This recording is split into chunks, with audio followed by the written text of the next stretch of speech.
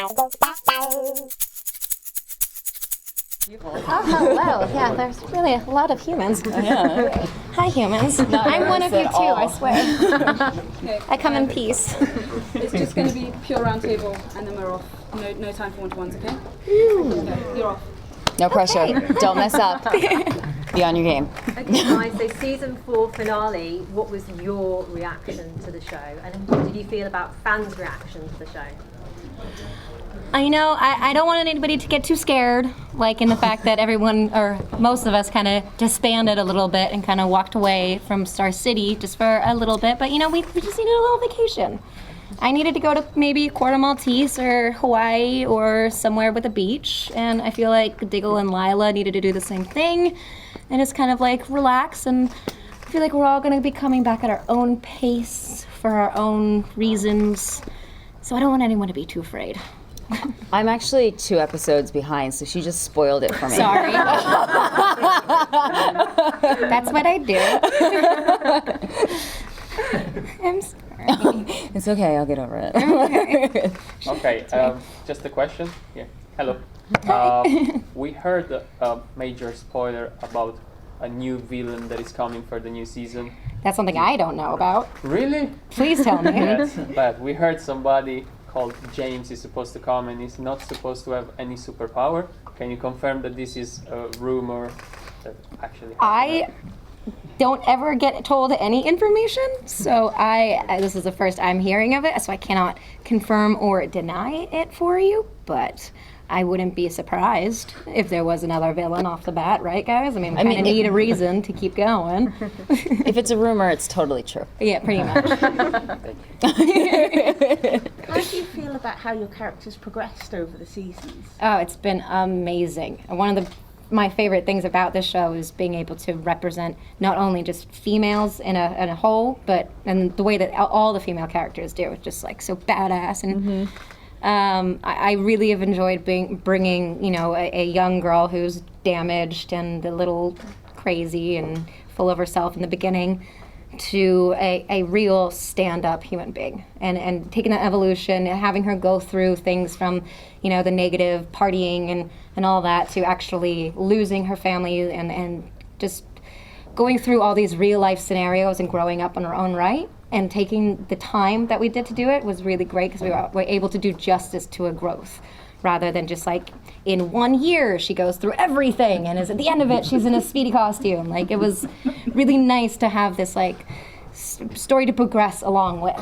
And I feel like it actually made me grow up a little bit. I mean, not by my outfit clearly, but. I think we're really fortunate on the show to be a part of a writing staff and production team that values its female characters and female castmates so much. We get to fight for freedom and for love and for justice right along next to the men. Sometimes we fight for our men and sometimes we fight for our own storylines, and I think that's very rare for females on television in general. So it's wonderful watching a character like Thea turn into Speedy, or someone like Nissa who learns how to love through the Lance sisters, and watching the Lance sisters go through their entire development. I think we have such a wonderful cast of strong females, and I think that's so important and vital, especially for the young generation coming up. Absolutely agree. Yeah. Having a gay relationship with Sarah Lance, do you think that's a big step? Do you think that's a big thing for reality TV? I think it was a wonderful step, and I appreciate the Arrow writers so much for how they dealt with it. A lot of times if you have a character that is not, unfortunately, like a male white character or a female white character, there's always an explanation for why they're black and on the show, why they're Latino and on the show, why they're Asian. They have to have a story of some sort to explain that, or if they're gay or lesbian or transsexual, there has to be an explanation as to why. And the beautiful thing that the writers did on this show was they just introduced our relationship, said this is what it is, we don't have a backstory for it, and everybody just kind of accepted it, and that I love that. So they weren't gay or bi because this happened in their life or this whatever. They just were what they were, and I think that's so important, and I think that's a huge step forward. Talking about the Lancers, of course we've lost both men away, haven't we, from Arrow? We've lost Sarah to DC's Legends of Tomorrow, and of course we've lost Laurel as well on the show this season with her death. And what was your reaction to both of those things, both Sarah going over to DC Legends of Tomorrow and also Laurel dying this season? I mean, I think we were all very excited for Katie Lots. Them two both having Katie names makes things a little difficult. But yeah, for Lots, it was, a very exciting thing because she was getting, to be on her own show, to kind of carve out her character a little bit away from our show. And because, her character came in about, season 2 or something like that. Yeah. So it was, when you're coming into a show a couple seasons in, it's always a little different rather than starting it from the beginning. So it was really good for her. I think that she got a fresh start on something else.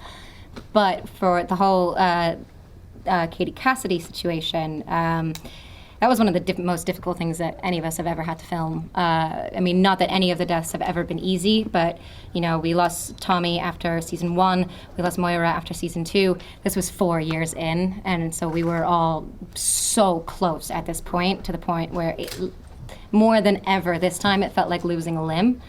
But, she has her Black Siren thing coming out on The Flash, which is pretty amazing, and I know that CW and DC in a whole love to keep, bringing people back and playing around with their characters and hopping us from show to show. So I'm quite excited to see what they're going to do with her character. I don't know where she's going to end up, but it's great to know that she's still with us. It's not like she's gone. I think that's Speaking of hopping show to show, with the Flash setting up pretty obviously Flashpoint as the beginning of next season, do you think that you guys will be showing up in that, or?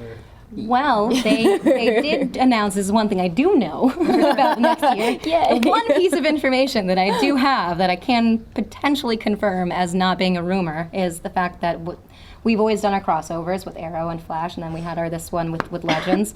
Now this year we're going to do a crossover of Arrow, Flash, Legends, and Supergirl. How? I don't know, but it is apparently set to happen. So yeah, we're all very excited to be hopping into each other's realms, and all I gotta say is I want to be in Earth 2. So as long as that happens, I'm happy. Me too. Earth 2 seems so much better than regular Earth. As an actor, how do you feel about crossovers? They are interesting in the sense that we all love each other because Flash shoots literally next door to us. So I can walk over and steal from their catering if their lunch is before mine. It's great. So I take advantage of that all the time, and Grant and Danielle and all of them are great close friends.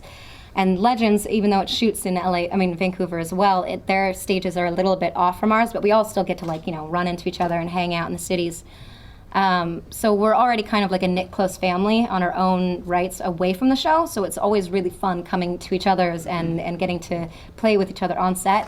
But the actual building of the crossovers and shoving it into our seasons when we have 23 episodes and 8 days to do each of those episodes, it's a very difficult thing because we're all of a sudden not making 1 hour of television in that 8 days. We're somehow supposed to accomplish double the amount with twice the amount of people. I can tell you from coming on, because I haven't been a part of the crossovers, but whenever I walk on set after they've done a crossover, everyone is shattered. Yeah. Just completely shattered, but the response that you get from every single one of them is, we love doing the crossovers because the fans appreciate it so much. Exactly, and that is it's so worth it. The honest to goodness response from everybody, from Steven down to the crew, that they love doing them even though they are just knackered by the end of it. Yeah, it's when we start going over our legal hours of work and pretending like we're not. And we all end up living on set, and we lose our Saturdays and sometimes our Sundays, and it becomes a bit of a jumble, but it's all in the end tiringly worth it. And the jokes and the vibes on set are always just as positive as they are normally. Like play your character on a different show? We're playing the same character throughout it, so it's not like there's much of a difference. If, I got to go to Earth 2 or got to do something like Katie is just becoming a whole different superhero, it would be awesome to be able to actually really play around with a totally different version. If you could invent your own Earth 2 character, what would you have them do? Well, I keep on saying that Thea needs to be in Earth 2 as Artemis and or as Speedy with a yellow cape, because that's just something I need in my own personal life. If I am not the first person on the show with a cape, I might lose it. It's like my one requirement. It's the one thing I've asked for since day one. It's been 4 years, guys. Can we please start this whole fan tweeting thingy or whatever that says Hashtag Thea, get Thea. cape, Speedy cape, whatever. Just get it going. I need it. Good or evil? That'd be amazing with a cape. Just all that matters. Good or evil. Just amazing. What, Barmon? Yeah. Oh my God! What is this? Oh my god, I'm actually in Superman colors too! Thank you. He's like, you better I give feel it like back. Grant Gustin gets to feel every day. Now fly. I mean, DC having kept the cinematic universe apart from the TV universe. Is it frustrating for you to maybe to not play your character in a movie, or do you keep that separate in your head as well? It's something that we have all just kind of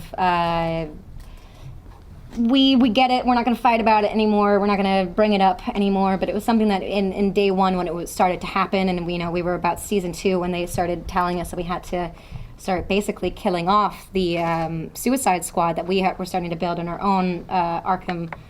Kind of, who was it that was running it? Lila was kind of just keeping them all imprisoned or whatever. Like, we were actually trying to build that on our own on the show.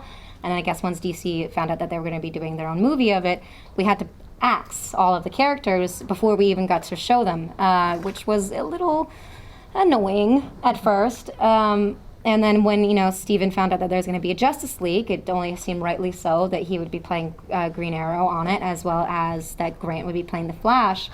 And it just seemed like the right, normal answer. And once they said no, you can't really fight against them for it because they are the people who gave us a job in the first place. So you just have to sit there on your hands and be like, okay, Yeah, I get it. I think it's above our pay grade knowing Yeah. why, whatever legal matters are happening behind the scenes as to why they're keeping them separate. But I do know if Steven and Grant were to be given their parts in the movie theaters, they would They'd kill take it. it in a second. They would kill it and just be amazing. I think they could totally hold their own in there. So Everybody Yeah. knows that. yeah, Everybody, so, I mean, it's a thing. We all know that they do, and it proves the fact that it does work because Marvel does it in their own weird right. They kind of mash between their Agents of Shields into the movies and stuff. So it's a little upsetting because you know it is possible and it can be done. and how good it would be. And how good it would be if it was done, because you're basically giving the world 2 different Flashes Yeah. all of a sudden. And it's just, yeah. But again, we don't know why it's happening, and we can't. Throw your yeah, hands up in the air. Yeah, Yeah. So there you go. Well, you saw the lovely Colton Haynes come back this year as Roy. How was that for you, and what are the chances we might see him on the show again in the future, do you think? Well, he just announced 2 weeks ago that he is coming back in season 5, which is the greatest thing ever.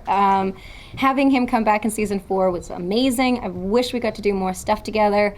I really wish that we got to see us both in our costumes, and hopefully we'll see that in season 5. Put that to the Twitter as well. But yeah, I mean, when Colton, his arc kind of ended, we were all just like, wait, why? Where are you going? Can you please come back? And it was so great that he decided to come back just for that one stint, and the fact that he's coming back for more, I hope we just lock him in a box and keep him there forever. I might do it in my own if they don't. So just, if you don't see Colton for a little while and he's not posting on Instagram, He's fine. it's okay. She's He's feeding safe. him. She's He's feeding fine. him. He's in my care. What would you like to see? What would you like to see him do on the show next? I mean, I'd love to see him back as Arsenal. I'd love to see Speedy and Arsenal fighting alongside together. He would be really confused as to why his costume was shredded, though. Yeah, or why it didn't fit him anymore. But yeah, no, I want to just be working with him as much as possible. He's my favorite Yeah. human being. I love him too much.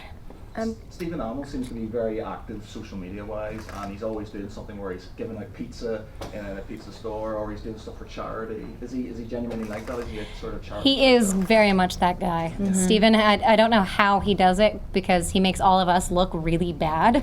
Because none of us really do that stuff on our side, and it's horrible to say that out loud. But the guy works more than any of us do, and he still somehow has not only the energy but the drive to keep doing so many of these other side projects, not to mention also raise a new daughter.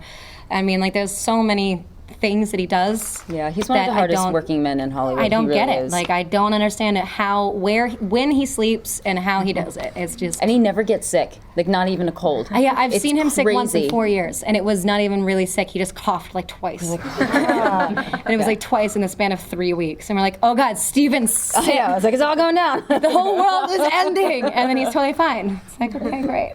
So what was in you guys turning up in WWE over some of them?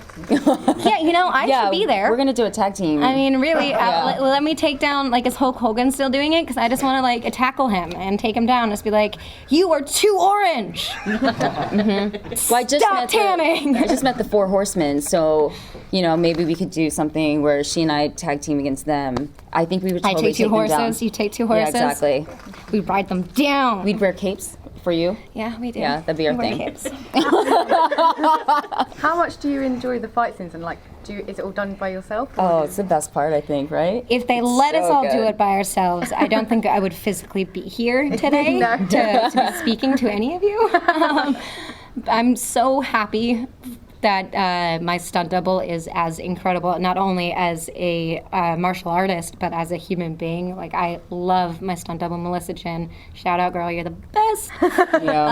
She is honestly incredible, and I tell her every day that she's at work that she's the real Speedy, and anytime they call us to set, I'm like, no, I'm the stunt double, guys, remember? Like, I'm the one that stands there, says something, and she does everything for real. Like, I'm just there as a glorified figure, and you are the actual superhero. Because she can really do all that stuff. She even does some of the stuff in the guys' costumes because she's so badass and rad that some of the guys can't even do the things that she can do. It's just like, I mean, our stunt double and the stunt team altogether, James Bamford is a legend. He is not only the best stunt coordinator ever, but also a really great director in season 4, episodes 407 and 413, 14. Best episodes I actually have ever worked on. And yeah, I wish that we got to do more. I'm happy that we don't, because there's great people who can really doing it for us. And there's also a bunch of legal reasons on why, you know, we're not allowed to be around shards of glass, because I have seen it go through a guy's calf, and it is not a pretty sight. So I'm happy that we've got these badass people representing for us and holding it down. You've both got interesting relationships. I'm just gonna have to cut it there. Oh God, we're right on the line. I'm so sorry, guys. I talked way too much. I am the worst, and I stole your cape. I don't know if you're ever gonna get it back. Can I get a photo? I'm kidding. Can I get a hug?